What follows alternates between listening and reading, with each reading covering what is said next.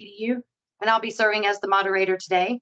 I have to say that as we started bringing on esports into PowerUpEDU, I was a little nervous about it because my own gaming experience tapped out in about 1985 and with Atari Pitfall. So I am definitely not the expert on today's call or any of our wonderful expert panel of experts, but I will be moderating and handling the back chat window as well as we go through. So if you ever feel like you want to put something in the chat, please feel free to do so. We have a relatively small group, so hopefully we can be a little more informal and just make sure that you all get the needs that you came here for today. First, let me share with you our agenda for today. So we'll start with some introductions, and then we're going to talk about the benefits of esports, careers in esports, the collegiate esports world. And then we also have a guest speaker who, Amy, who you might can tell is in her classroom at the moment. And so she's going to speak from a true real live implementation of how she has done that in her middle and high school. And then we'll wrap up with PowerUpEDU esports ecosystem and kind of talk to you a little bit more about how we can help you out with your esports journey. So first, I'd love to kind of share with you a little bit about PowerUpEDU. We are a company that really works to power up learning for students. And we do that through many different methods, mostly through engaging technologies that really seek to increase student engagement and therefore increase their learning. We have 5 different areas of focus. So our first one is active learning. And it looks like my transitions didn't come through, so that's okay. We'll just leave it right like that. Our first one is active learning. So we have some solutions for like gyms where kids throw balls at the wall. We have an interactive floor where students use their feet to navigate various learning games, interactive flat panels, etc. We also have a really strong STEM and STEAM practice. We've been working with many schools and districts throughout the last 10 years to help them develop STEM labs or implement STEM throughout their curriculum. So things like virtual reality and various furniture that help support that, robots and gadgets and gizmos, oh my, and all of the various areas about STEM and STEAM curriculum to make sure that students really are learning that in a very fluid and engaging way. We do have an early literacy practice. That's actually early literacy and math. I think most of us on the call today are more in the high school, middle high school, higher ed, so it probably wouldn't really affect you guys, but we do have a solution for that. We do have esports. Of course, that's what we're going to be talking about today. So we'll delve into that a whole lot more in depth. And then professional learning, because at the end of the day, if your teachers can't, won't, or don't use all of these wonderful things that you purchase, then it's kind of just stuff sitting there on the shelf. So we want to make sure that it gets used and it gets used effectively and really increases student learning. So that's a little bit about PowerUpEDU. We'd love to hear a little bit more about you. So in the chat window, if you could answer these 3 questions. First, just your name and your role, like what school, district, or organization you're with, and what your area of focus is within that, kind of your main, either your title or your main area of focus, what you're most hoping to learn about today in our session. And then on a scale of 1 to 5, how much do you know about esports? So are you at a 1, like I know nothing, that's why I'm here? Or are you at a 3, like, oh, my superintendent or someone said we need to do this, and so I've been researching, but I'm not real sure where we're going. Are you at a 5 and you're like, okay, sit down, be quiet, I could lead this session. So if you could put that in the chat window, I'll be quiet for a minute and let you fill that in, and then we'll go from there. And for those who are not Teams savvy, it should be at the top toolbar. There's an option for chat. If you're on the web version, it might be in the bottom middle. But if you click on that chat, then you should get the chat window and you'll be able to type it there. If you have any difficulties with that, just you can unmute and let us know.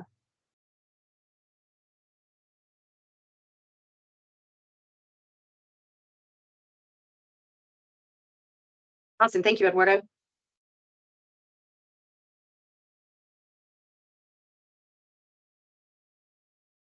Perfect. Eduardo, is that high school in the Miami area, I believe? Yes, we're down in South Florida.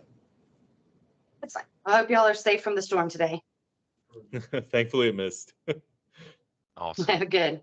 That's good. Missed you guys. Hit the rest of the state, but missed y'all down there.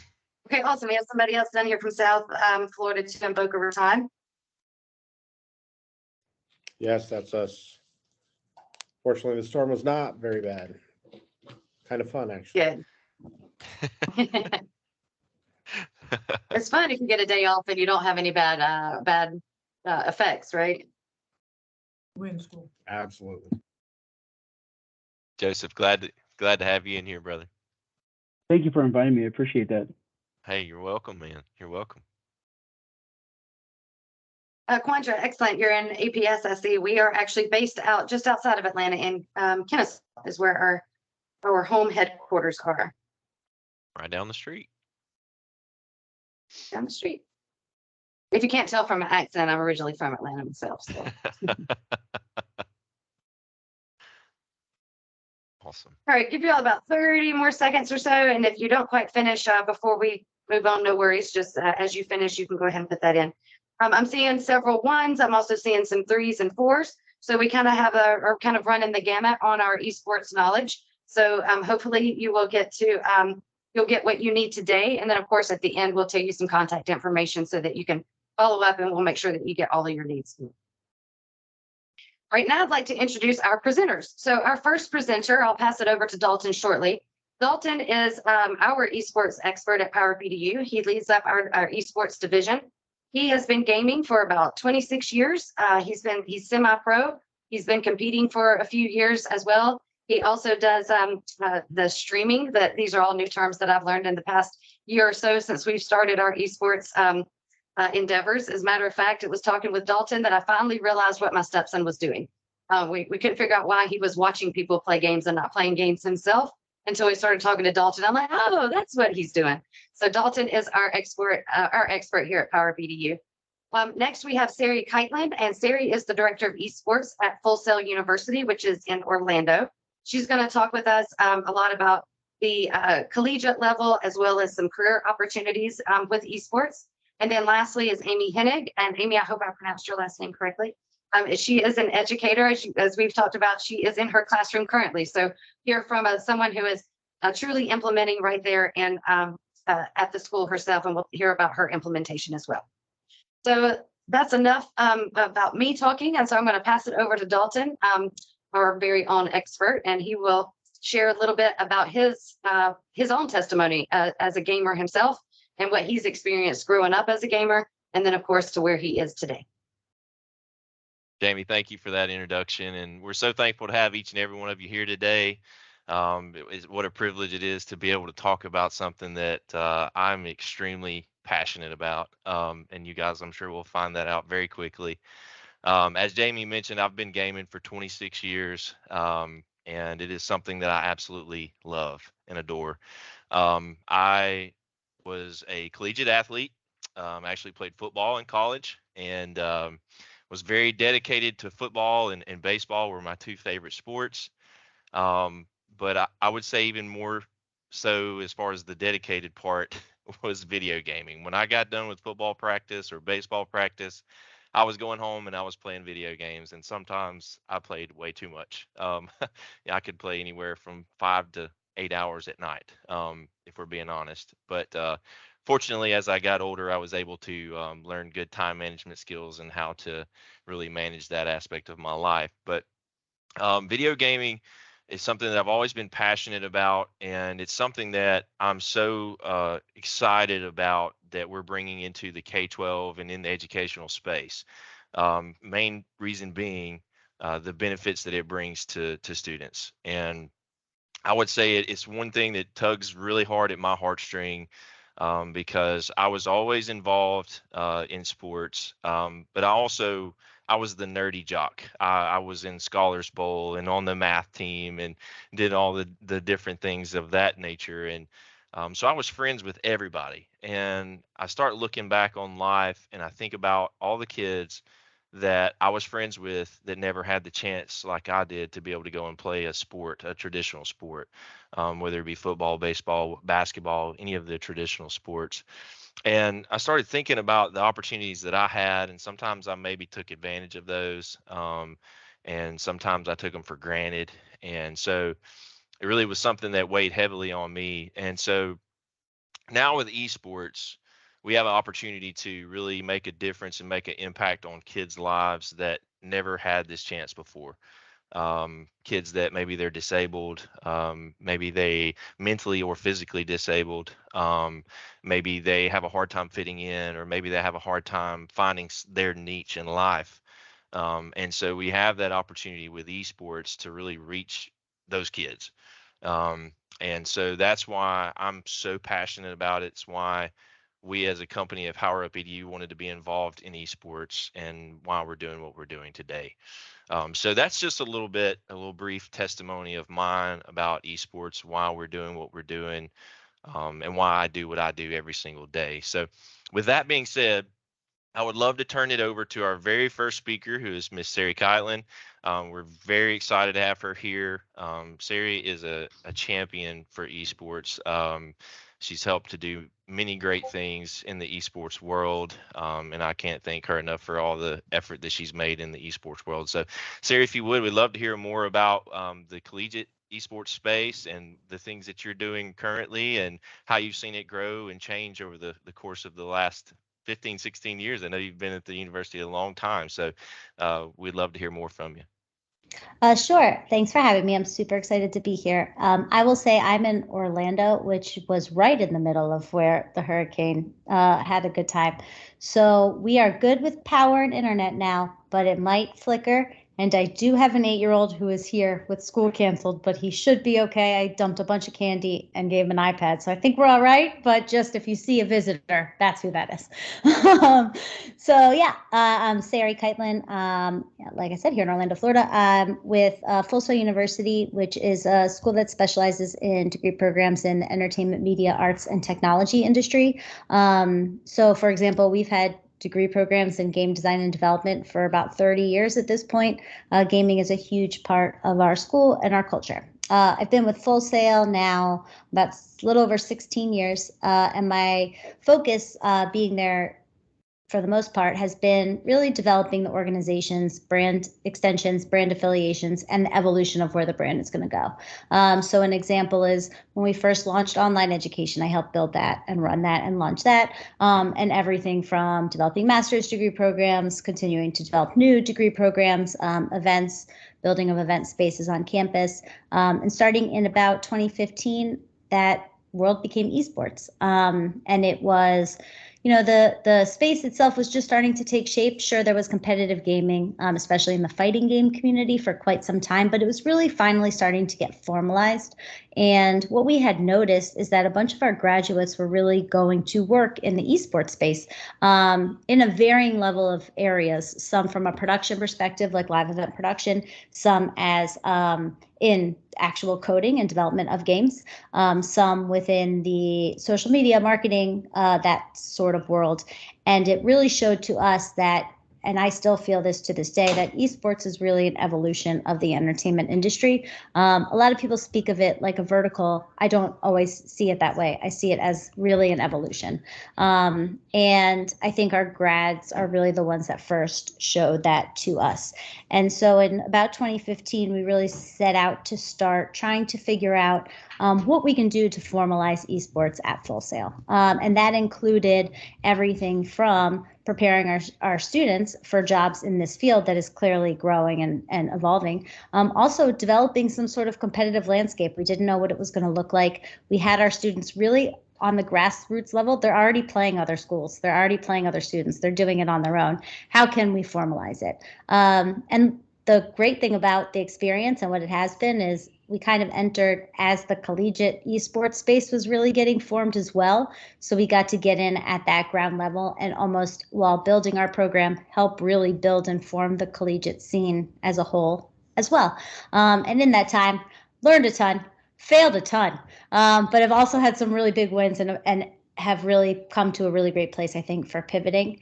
So at this point in time, we are about 7 years in, getting close to it, which is a lifetime in the esports space, I will say, or sometimes it does feel that way. We are currently, our program itself has a pretty holistic approach. We have a varsity team. We have varsity teams. We compete in 10 titles at the varsity level. We play against about 700 other colleges in the U.S. that all also have varsity esports teams and varying levels of titles. So that's a pretty established sector, which we'll get into. We also do a lot of broadcast and production. So the world of content creation is just as prevalent in esports as the gaming and competitive gaming itself. And with content creation comes entrepreneurialism, which is a wonderful place for students and also a bit of a scary place for students when they don't realize how valuable a personal brand is and how once you say something out loud on the internet, it lives there forever. So that level of experience has been an interesting one, but we have a big focus on broadcast and production. We have a big focus on live events as well, mostly for the student learning experience. So we do have an esports arena on our campus that serves to host events for clients. We've had NBA 2K, we've had the NHL in there, we've had Red Bull do a bunch of events with us, we've had Blizzard do a bunch of events, but all of those events our students get to work them and get hands-on experience and understand what it's like to be able to put on an event or work at that esports level, which has been in turn helpful. And above all, our real big focus is preparing our students for careers in this space. The fact that competitive gaming and just video games in general is a space that people can work in is very enticing to students at all levels. And the hardest thing I have to do to pretty much every single one of them that starts with us is having that conversation of, I love how much you love video games, and that is so great, and that is not enough to get you a job in any sort of esports or any sort of video gaming. So what we often try to do is say, how can we take something that you love, which is gaming, and what you want to go to school for, a degree that you want to earn, or something that you're good at or something you're passionate about, and combine those two things together to set you for a career in esports. There has been a misconception for a long time, and I think it's starting to go away, but it still exists, that knowing gaming is good. I know it. I've been playing. I got it. I know exactly what I'm doing, and I'm a gamer, and here's what I do. And I have to explain all the time. I mean, I love football. I'm a huge football fan. I've won many a fantasy football titles. I'm very proud of them. I'm not going to put on a helmet and go be quarterback for the Tampa Bay Buccaneers, even though I still think I could probably do it. That's not how that works. And it's the same thing in esports, and it's the same thing in gaming. So we spend a lot of our time just kind of helping people understand the connection. And there is a wealth of opportunity in the career space within esports, but it requires an education. And it requires training, and it requires an experience. And so the earlier that we can get those two things tied together, the more prepared folks are for their career. So just in addition to, because I want to offer this to anybody that's in the chat to talk offline as this continues to go, I do spend a lot of my time helping folks build up their programs or figure out what they need to do in order to be able to get started. I serve on the board of directors for the National Association of Collegiate Esports and mentor a lot of new colleges that are starting their programs.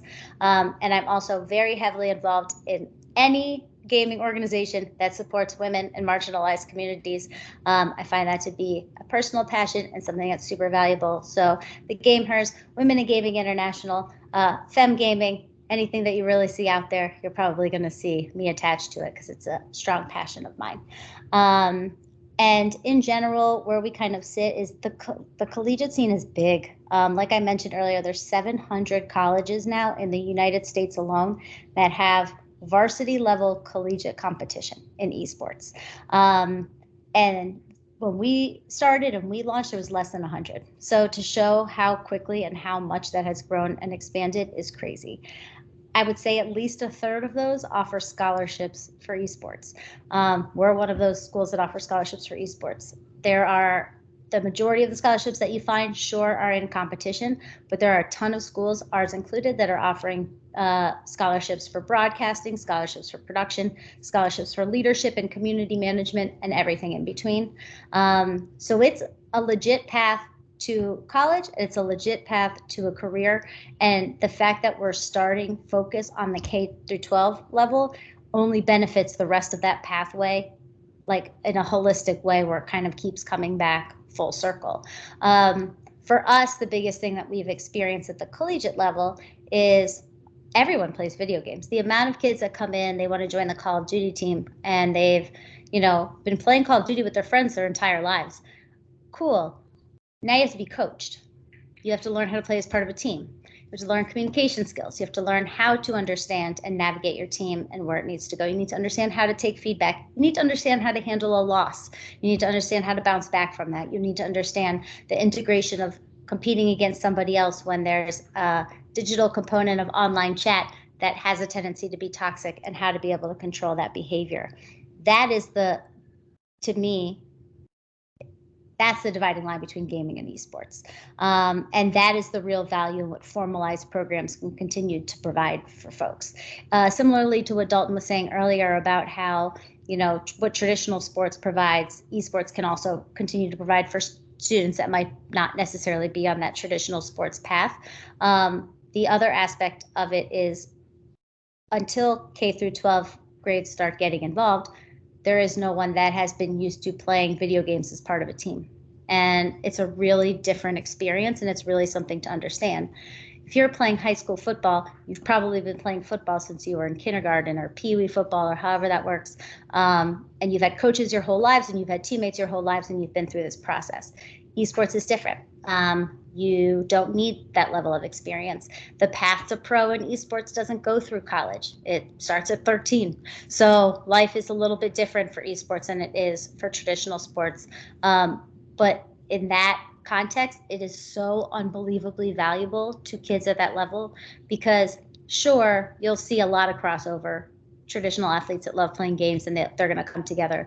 But the biggest thing that this does is it opens up to an audience of folks that don't have that traditional sports experience. And so they aren't well versed in communication, in teamwork, and understanding that level of support. And being able to start at a collegiate or in your career level of having those skill sets helps you, whether you're going to college for accounting and you're going to work in an office your entire life, or whether you want to be a competitive video gamer.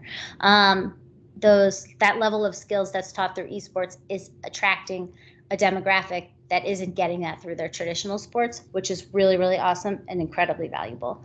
And at that point, unfortunately, what we were experiencing, because kids hadn't experienced the level of coaching or teamwork before, now you guys are going to be experiencing, because they're getting to the K through 12 level and not necessarily used to this concept. But it's becoming a little bit more widespread and a little bit more mainstream, and you don't have as much of that introductory conversation that's necessary. I obviously am extremely passionate about esports, but the biggest thing that I think is awesome that it does continue to provide is the connection between technology, communication, entrepreneurialism, and competition. And those four things meet in esports, and I don't know of any other area where those things really do meet together. You will be surprised, if you haven't already experienced it already, how much kids know at a young age of the technology components. They can build their own PCs. They know exactly how to set up. They know basic coding to be able to do any sort of Discord integration and how it works within their video games. They know how to run comms. They know how to get LAN set up. These are hands-on experience that they're getting at elementary school levels, middle school levels, and that is insane. I just to even think about that as a whole, the exposure to technology that it really does provide is phenomenal. And that kind of helps jumpstart this. They can be a self-contained entrepreneur within what it is that they're doing in esports. Whether that has to translate to them going into business for themselves, not necessarily, but having an entrepreneurial spirit in anything that you do is a really great way to approach life and to kind of approach the mindset of where your career is really going to take off.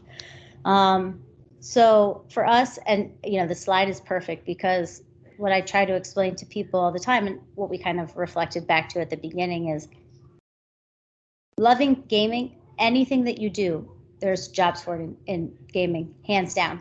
And honestly, sometimes, and even more often, to an evolved level. So like, I'll take marketing and advertising, for example. I always like to say, content creation, user-generated content has almost replaced traditional advertising in so many areas and in so many ways. And that is the foundation of esports. And so to understand the aspect of signing a contract with a sponsor, understanding your obligations on how many impressions you need to make of their logo and their brand, and how you're going to integrate that into your stream and into your team's gameplay, and how that's going to work, is elevated concepts that you learn at 22 at your senior year of college that these kids are starting to learn at 12 and 13. And it's a really awesome foray into understanding the world in front of you. I feel like for myself growing up, the careers I knew about was what my parents did and what anybody else's parents talked to me about on career day. And that was kind of it. And in this world, these students are holding career opportunities and career paths that didn't exist when we were growing up or when we were kids. And that really is phenomenal. So just the intersection of technology, of all of the basic skill sets from a communication standpoint that they're going to gain, and leveraging it all with something that they love and something that's a huge industry that's laying in front of them, like gaming, is really presenting a ton of incredible pathways for these students. And I guess that's really where I sort of see it, and understanding anything that they want to do. If they're forward facing folks that are energetic and extroverted and love being in front of people, great. And if they're the complete opposite, just as great. Esports is an equal opportunity platform and an equal opportunity landscape. No matter what kind of person you are, there's a space for you. And it's so enticing to the K through 12 grades that it is drawing people in at such a young age that by the time they're starting college, they've got a resume already, an experience already, and they're kind of taking over.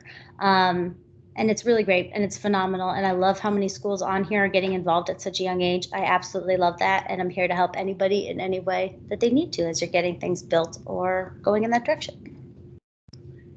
Well, Sari, thank you so much for your input, and it's once again it's so awesome to have you here with us, and for somebody that's been such a champion for esports to be here and talk to everyone. It's just fantastic. So, with this, at that point, we're going to transition over to Miss Amy. We're so happy to have Miss Amy here. Amy is a wonderful person. She has started an awesome program at Horseshoe Bend, and I would love for you guys to hear a little bit more about her testimony and what they've had happen at Horseshoe Bend, and the successes, the problems, and the good and the bad. So we're going to talk a little bit more about that. So Miss Amy, so I guess the first question I really wanted to ask you, so why did Horseshoe Bend decide to become involved in esports? So Horseshoe Bend, and we're just a little rural town north of Boise, Idaho, if you don't know where we are. We have less than 1,000 people in this town, and our school, which is K-12, has about 235 or 40 students. So we're pretty small. Excuse me, this is my second year teaching here, and there was a tech teacher before me, and I'm an English teacher, actually, English journalism and creative writing.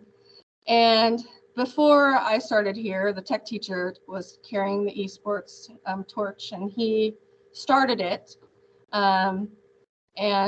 I think, I haven't spoken with him. He actually, I think, lives in Florida now.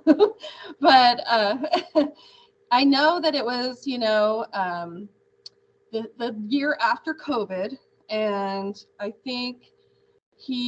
know he did a lot of talking to the students about, games that they liked, and he was a big gamer himself. And so he launched his own League of Legends kind of esports program after school.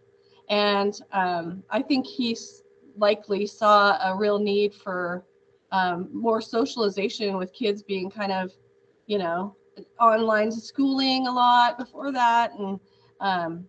And just in this area in general, I think kids need a place to go after school, and so I think that's kind of what got him started. And then when I started here, I kind of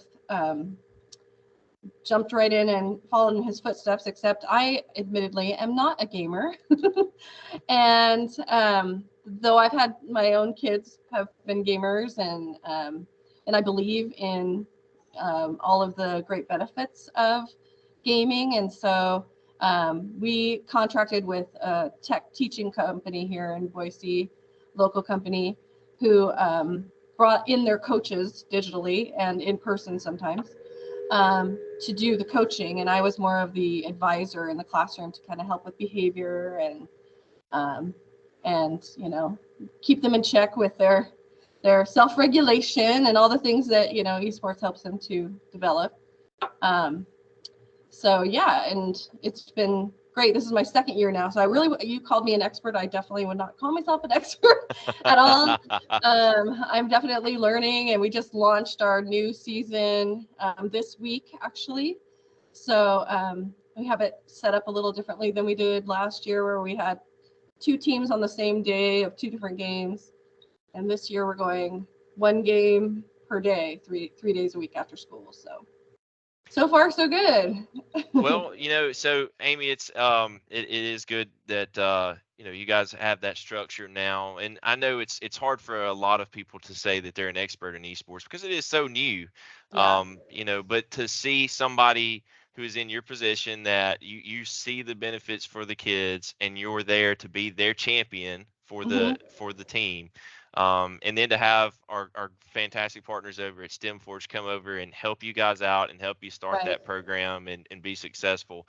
That's been an awesome thing to see. And I remember when I first saw your testimony video that Grant actually shared with me, I was just blown away, because it's great to see that your students are realizing that dream of being able to take something they're already passionate about and take that and go to the college level.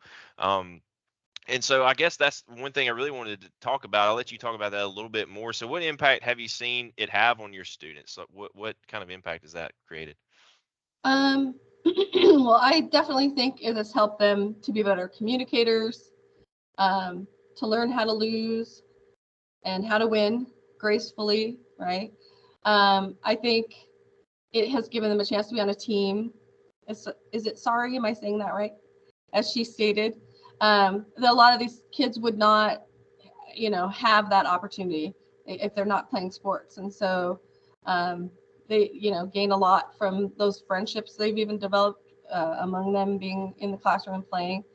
I think it also gives them a chance to feel more connected to their school. And here, because we're so small, we don't have all of those opportunities that some of the larger districts have after school. And so this, just gives them a place to be and something to feel proud of in competing for their school. And that safe environment I was talking about too. I always feel like,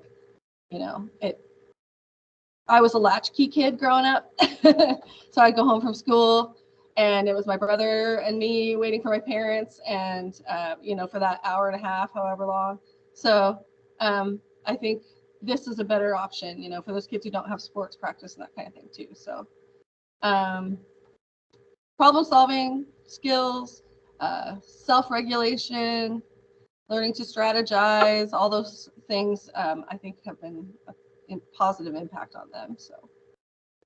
And the last question I really had for you, Amy, is so how would you say that esports has positioned your students to enter the job force and into college? It's kind of those same skills that we just talked about, because so many employers are looking for someone who can get along well with others. And if they haven't had a lot of experience doing that or being part of a team, esports can help them develop those skills that I think are often more important than, even a degree to an employer, because they don't want to be putting out fires all the time. They want people that can do their job and do it well and communicate effectively, who are not afraid to make mistakes and can position themselves to learn from those mistakes. And I think esports kind of does all of that for students. And then, of course, just those 21st century skills of problem solving, planning, strategy, and I think those are the big ones. Yeah. Well, we certainly, I certainly appreciate you being here with us, Amy. And like I said, I'm going to continue to follow you guys. Grant, he's kind of updated me along the journey with you and the team and the program, how the success has come. And I know it was definitely a challenge at first, and I know it's probably still a challenge to this day, but it's getting easier, I'm sure. So we're glad to have you here and hear that. At that point, I guess we're going to go ahead and pivot into the last little segment here of the discussion, and really wanted to talk about how we at PowerUp are trying to help schools be involved in esports and what we are doing to make the problem of starting an esports program easier. One thing that I'm sure some of you may be aware, some of you may not be, esports is very intricate. It can be very simple, but it can also be extremely intricate, especially once you get to the varsity level, and actually having competitions and really having a structured program that has got the opportunity for success. So we at PowerUp have really taken an initiative to build something that makes that process easy for you, um, easy for the students, easy for everyone. We do all the work for you to make it as simple as possible.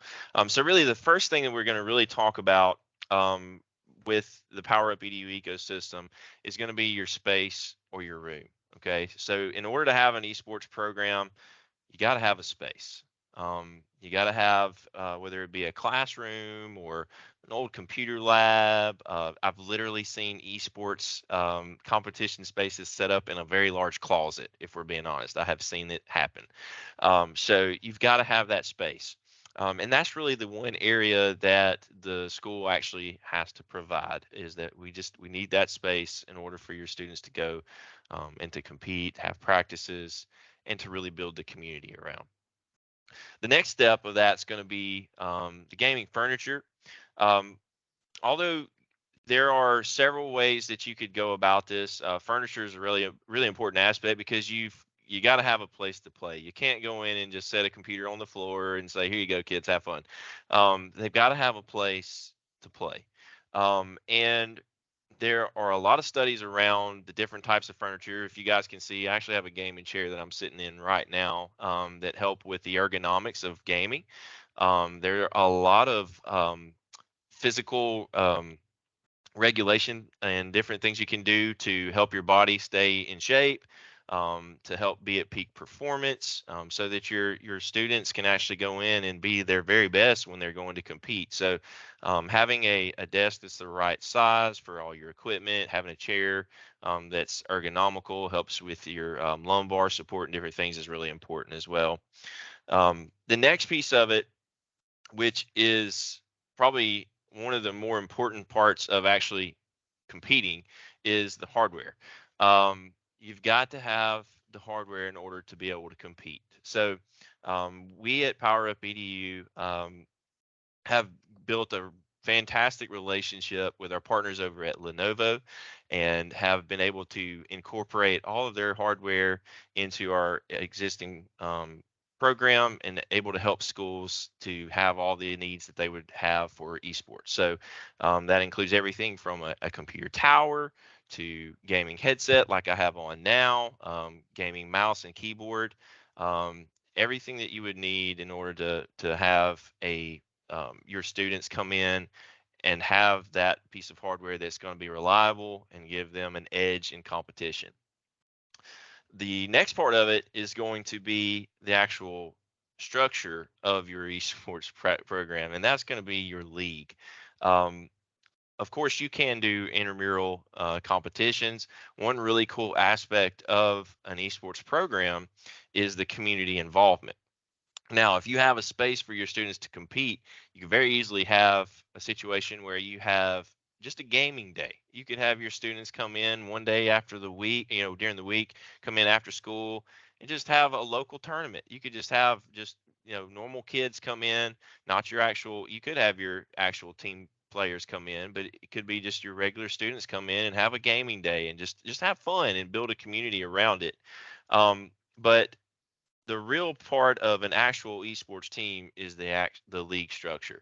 So we at PowerUp, we've actually partnered with Play Versus. Play Versus is the state championship recognized league for Florida, Georgia, and Alabama, and Mississippi, I do believe as well. And I do not believe they're in the Carolinas as of yet, but I know they're working towards that right now. So it is a state sanctioned sport in Georgia and in Alabama, and I believe it is in Florida now as well, Sari, if I recall. You may have to correct me on that.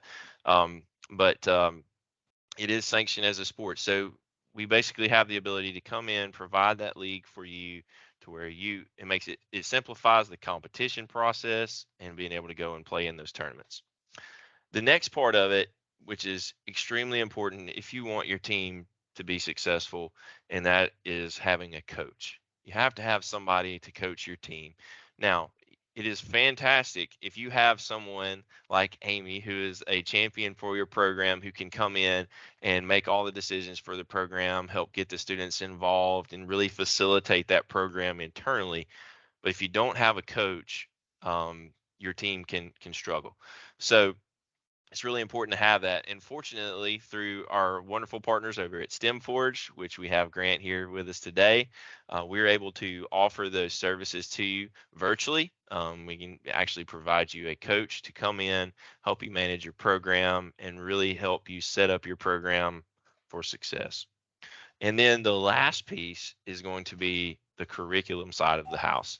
And let's see here. Oh, sorry, I had a pop-up come up on my screen for the question there, Jamie. So the last piece is going to be the curriculum. Now, one of the most valuable aspects of an entire esports program is the educational side of the house. If you're not accessing the educational value, the career value that esports can bring to your students, you're really doing them a huge injustice. Yes, the competition is great. The community is great. It's fantastic to have the kids come in, get involved, and be part of something bigger than themselves. But if you're not accessing the career opportunities, the college opportunities like Sari spoke of earlier, you're missing the bar there. And fortunately, through our partners at STEMForge, we're able to help come in and set up a really awesome curriculum structure around video game design, video game development, and really teach these kids real life concepts that they can take and go into the job field and have success. So these 6 areas are what we feel like here at PowerUp are probably the most foundational concepts of esports. There's several other things we can go into. It can get very granular. We don't have time to go into all of it here today. But these are kind of the 6 core concepts of a program that can really help you take your program to another level. One thing that we really didn't touch here, which is also another piece of it, is if you want to set up a varsity program, it's that self-sustainability, right? So you have with football, with baseball or basketball, you have that self-sustainability concept where it can actually sustain itself. So you have that same opportunity in esports as well. It's a little bit different avenue because it can be both virtually and physical or in person. So you have some really awesome opportunities there as well that we didn't cover here in this slide. So that is a basic run through of what we do here at PowerUp and how we are able to help in the esports program. Of course, Jamie's shared here on the screen now of where to begin. So if you want to learn more about esports, if you want to get an esports program started, we can help you with every aspect of the journey, whether it be you want to start small and go big, or if you want to go big right out the gate, we can help you in any phase, any step of the journey. And at this point in time, I want to give you guys all an opportunity to ask any questions. If you have any feedback or feel indifferent, we'd love to learn more. There is a question and answer function at the top of the screen. If you look there, you should have a Q&A tab. Also, I believe if you're on the web version, it's actually on the bottom center. So if you want to ask questions right now, we'd love to hear what you guys have. And Dalton, we do have a question actually. So Spencer has asked, what games specifically are played by the team? So can you talk a little bit about the games? Yeah, so I will say that right now, currently, in most of our southeastern states, there are 3 games that are recognized as state championship games through Play Versus. That's going to be Rocket League, League of Legends, and Mario Super Smash Brothers. Now, 2 of those games are actually played on a PC. So you would have a gaming PC set up, and that's where those games would take place, and that is Rocket League and League of Legends. And then Mario Super Smash Brothers is actually played on the Nintendo Switch. So if any of you are familiar with the old Nintendo 64, used to have Mario Super Smash Brothers. It's the exact same thing, just on a newer version console. You actually have the Nintendo Switch, which can either be handheld mode or it can be placed in a dock and played on a television. So exact same concept if you've ever played that game before. Rocket League is a really awesome. It's probably my favorite esports game out there because it is soccer played by souped up cars that have rocket boosters. They can flip in the air, fly through the air, and your goal is to score goals and win the game. And then you have League of Legends, and League of Legends, to me, I guess the greatest correlation I try to make is imagine something similar to like a Dungeons and Dragons or something like that. It's a fantasy sci-fi type game.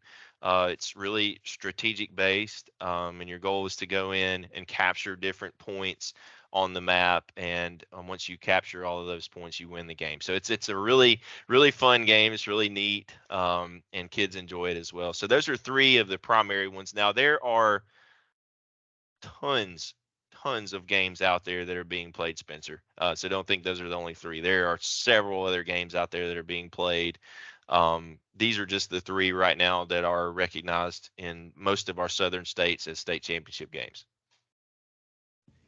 I'll add to it. I think it's important to note that every game has its own amount of people that play on a team. So there are games where it's solo, 1v1. There are games like Rocket League where it can be 2v2 or 3v3 or 1v1. The game that he was just talking about, League of Legends, is the most similar to a traditional sport where each person has a distinct position that they play on the team. Not all games have that. So it's really easy to understand of your different opportunities. If you're like, I only have 3 kids and I don't think I can do anything with 3 kids, you could totally start with 3 kids. There's plenty of opportunity there. Each game has its own set of how many people are in a team and how the teams work together. So that gives a lot of opportunity.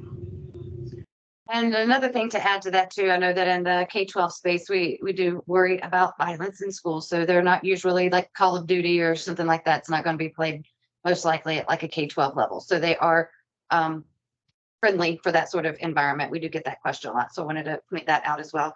And then Spencer, I see you have a question about ballpark cost. That really is customized based on needs of your school or district. So we would want to have a conversation with you offline about that, just to make sure that we are giving you the kind of cost that meets the needs for your particular program, because it does vary quite drastically depending on, if you're doing something for one day versus 5 days, one semester versus a full year, that sort of thing. So we would want to, it's kind of one of those, when you want to build a house, it can be a tiny house or a mansion. And so we can kind of anything in between. So we'd love to chat with you after about that and give you a little bit more detail where that is concerned. Other questions from the group? Feel free to, you can turn on your mic and ask the question, or you can put it in the chat window or the Q&A. I'm looking over here at the Q&A just to see if anyone did that. Only difference between the chat and the Q&A is when you ask a question, the Q&A, everyone doesn't see the question. If you put it in the chat, it goes to everyone. So I'm not seeing any there, Dalton. Yeah, we got a good question here. Just came in from Ms. Bryant. What's the usual time frame for implementation? That really is going to be determined on how far you want to take it. So if you just for example, if you want to start off with machines and your league structure and your furniture, just for example, that's something that's going to be pretty quick. It really depends on how quickly we can get the equipment into you and that type of thing. It really varies with different amounts of equipment and installation times and that type of thing. But it can go fairly quick. Also, if you want to go with everything, if you want to try to start an entire esports ecosystem, it can take a little bit more time because there's a lot of planning, a lot of consultative things that we do kind of on the back end to add value to you. So it can take a little more time with that. So it really just depends on what your needs are and how far you want to take it, if that helps. And then one other thing to add to that too, I know that as I started down this whole esports venture, not really understanding how it all worked, I had to make a lot of connections between like traditional sports. There is a specific season, especially for those states that have like a state championship. There's a season, just like there's a football season, there's a basketball season, so on and so forth. So if I'm not mistaken, Dalton, the seasons, there's like a spring season maybe is the official kind of season, but there's also a fall season, kind of like you have spring baseball is like the season, but then you can also have fall baseball is like practice season, so to speak. So Yeah. there are specific seasons. Correct me if I'm wrong on that, Dalton. No, yeah, you can literally play it all year round. There's summer leagues, there are spring and fall leagues. It really just depends on when you want to play, what involvement you have. We had a really awesome opportunity with a school, and I can't remember the name of it, but I know they had around 700 students that were interested in this program. Now, the reality of it is not all 700 students are going to be able to compete on the varsity level team. But there are so many ways that you can get those 700 students involved in the community. And really, that is one of the most added value pieces of an esports program, is that you have that community aspect where you can have kids come in, maybe they're interested in going into marketing. They can come in and make the flyers and do things for pep rallies and get the kids excited about the homecoming game that's coming up. Or you may have kids that are interested in media or communications. Maybe they want to go and be a news broadcaster. Well, they can go into the shoutcasting part of the esports world, where they're actually the sports commentator for esports. One really cool thing that we have seen, kids that maybe are interested in technology, those kids actually are facilitated by your district's technology staff, and they come in and get to learn how to update the games and keep the drivers in check and make sure that everything's up to date and ready for performance. Maybe they come in and there's a key, one of the buttons on the keyboard, maybe it needs to be replaced because the top of it's worn out from all the wear. So they come in and swap the keys out. So it's just a really cool thing to get your students involved and really have a student-led experience. You really have that opportunity to have a student-led experience. Yes, you need a professional there, somebody to facilitate the program, but you have an opportunity to have something that is student-led, and they learn so many awesome things about life and careers in general. Awesome. Thank you, Dalton. Any other questions from the group?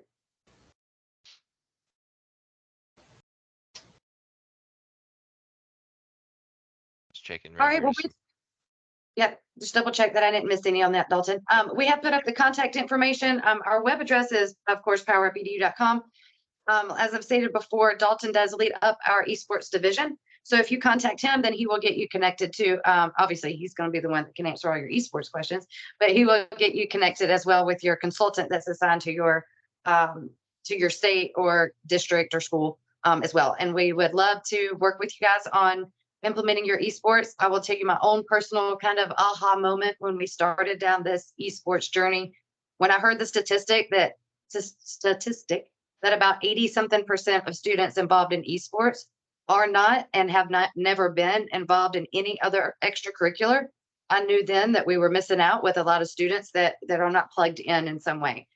Whether that extracurricular is traditional sports, drama, band, music, any of those kind of things, we all know that students, they need to be plugged in somewhere. And so this can provide another outlet for a lot of students who may not be plugged in another location. So as a former special education teacher, it definitely made me go, ooh, I had a lot of students who would have really benefited from this. So I hope that you are able to implement a program into your schools, and we hope to be a part of it and help you out on that journey. So we will go ahead and end for today. If you want to stay back and ask any questions, we'll hang out a little bit just in case you had something that you wanted to ask individually. Otherwise, we hope to talk to you soon and help you out on this journey. Thank you, everybody.